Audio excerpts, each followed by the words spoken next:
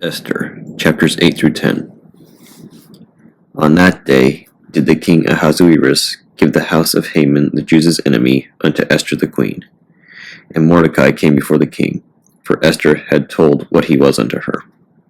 And the king took off his ring, which he had taken from Haman, and gave it unto Mordecai. And Esther set Mordecai over the house of Haman. And Esther spake yet again before the king, and fell down at his feet, and besought him with tears to put away the mischief of Haman the Agagite, and his device that he had devised against the Jews. Then the king held out the golden scepter toward Esther. So Esther arose, and stood before the king, and said, If it please the king, and if I found favor in this sight, and the thing seem right before the king, and I be pleasing in his eyes, let it be written to reverse the letters devised by Haman, the son of Hammedatha the Agagite, which he wrote to destroy the Jews, which are in all the king's provinces. For how can I endure to see the evil that shall come unto my people? Or how can I endure to see the destruction of my kindred? Then the king Ahasuerus said unto Esther the queen, and to Mordecai the Jew, Behold, I have given Esther the house of Haman, and him they have hanged upon the gallows, because he laid his hand upon the Jews. Write ye also for the Jews, as it liketh you, in the king's name, and seal it with the king's ring. For the writing which is written in the king's name, and sealed with the king's ring, may no man reverse. Then were the king's scribes called at that time in the 3rd month, that is, the month Sivan, on the 23rd day thereof. And it was written according to all that Mordecai commanded unto the Jews, and to the lieutenants, and the deputies, and rulers of the provinces, which are from India unto Ethiopia, 127 provinces, unto every province according to the writing thereof, and unto every people after their language, and to the Jews according to their writing, and according to their language. And he wrote in the king Ahasuerus' name, and sealed it with the king's ring, and sent letters by posts on horseback, and riders on mules, camels, and young dromedaries, wherein the king granted the Jews, which were in every city, to gather themselves together, and to stand for their life, to destroy, to slay, and to cause to perish all the power of the people and province that would assault them, both little ones and women, and to take the spoil of them for a prey. Upon one day in all the provinces of King Ahasuerus, namely, upon the 13th day of the 12th month, which is the month Adar, the copy of the writing for a commandment to be given in every province was published unto all the people, and that the Jews should be ready against that day to avenge themselves on their enemies. So the posts that rode upon mules and camels went out, being hastened and pressed on by the king's commandment. And the decree was given at Shushan, the palace.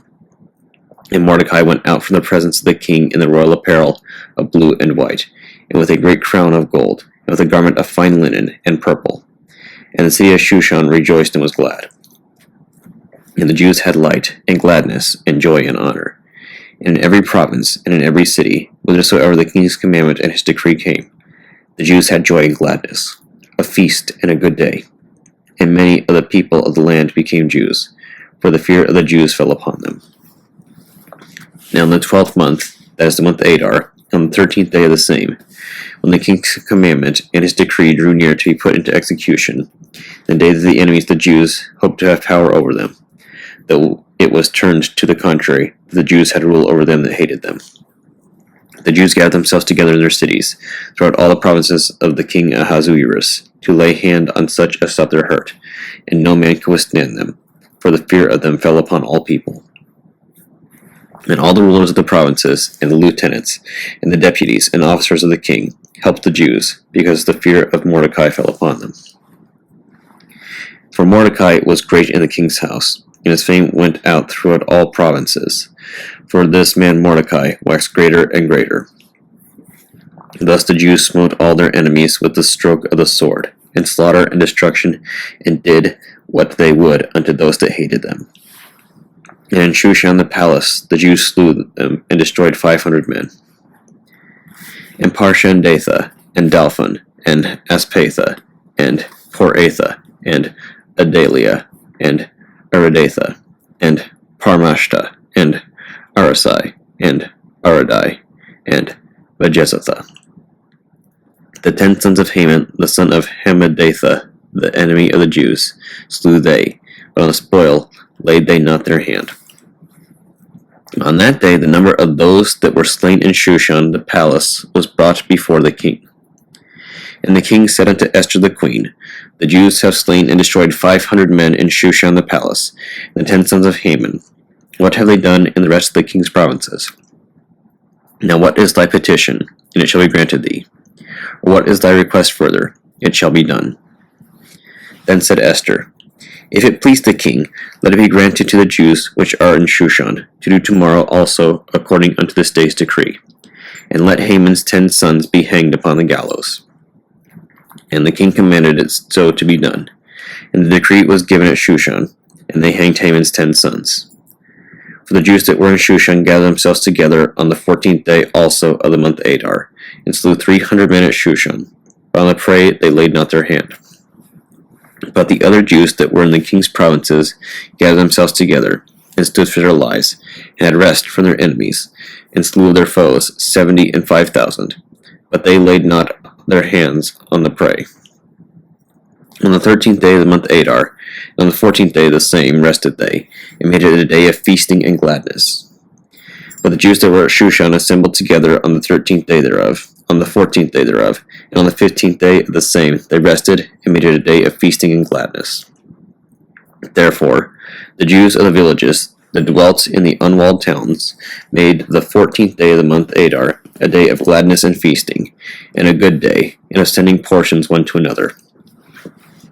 And Mordecai wrote these things, and sent letters unto all the Jews that were in all the provinces of the king Ahasuerus, both nigh and far, to establish this among them, that they should keep the 14th day of the month Adar, and the 15th day of the same yearly, as the days wherein the Jews rested from their enemies, and the month which was turned unto them from sorrow to joy, and from mourning into a good day, that they should make them days of feasting and joy, and of sending portions one to another, and gifts to the poor. And the Jews undertook to do as they had begun, and as Mordecai had written unto them. Because Haman, the son of Hammedatha, the Agagite, the enemy of all the Jews, had devised against the Jews, to destroy them, and had cast pur, that is, the lot, to consume them, and to destroy them. But when Esther came before the king, he commanded by letters that his wicked device, which he devised against the Jews, should return upon his own head, that he and his sons should be hanged on the gallows. Wherefore they call these days Purim, after the name of Pur. Therefore, for all the words of this letter, and of that which they had seen concerning this matter, and which had come unto them, the Jews ordained and took upon them, and upon their seed, and upon all such as joined themselves unto them, so as it should not fail, that they would keep these 2 days according to their writing, and according to their appointed time every year.